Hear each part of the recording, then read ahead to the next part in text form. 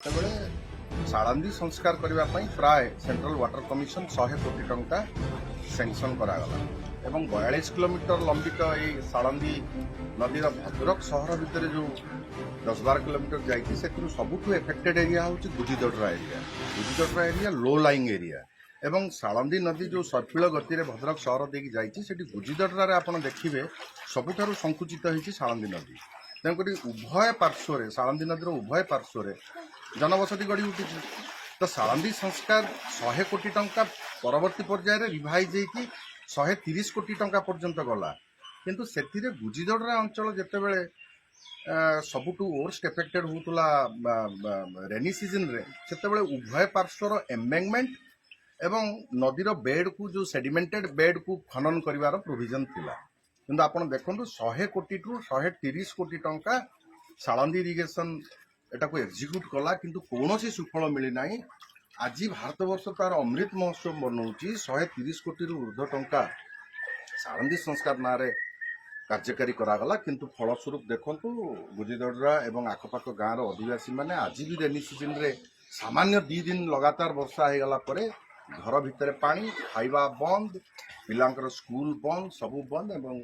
जीवन भारी दुर्विषह हो जाइए। तेणुक भद्रकवासी की अनुरोध कि भद्रक रे जेहेतु ଶାଳନ୍ଦୀ नदी सहर भितर देकी जाइछि एवं अधिकांश समय रे वर्षा सीजन रे भयानक परिस्थिति सृष्टि करुछि आमे ଶାଳନ୍ଦୀ उपरे पुनर्बार एक पायलट प्रोजेक्ट पाई दाबी करिबा एवं दाबी कले जो सहरवासी माने एवं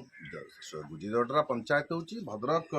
सहरांचल इमिडिएट प्रथम पंचायत कहले असुविधा हेबो नाही एवं सबुठु बड़ पंचायत 15-17 हजार लोकंकर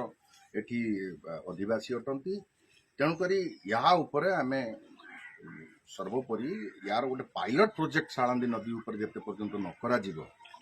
से पर्यंत ये जलार्णवर समस्या समाधान हेबो नाही।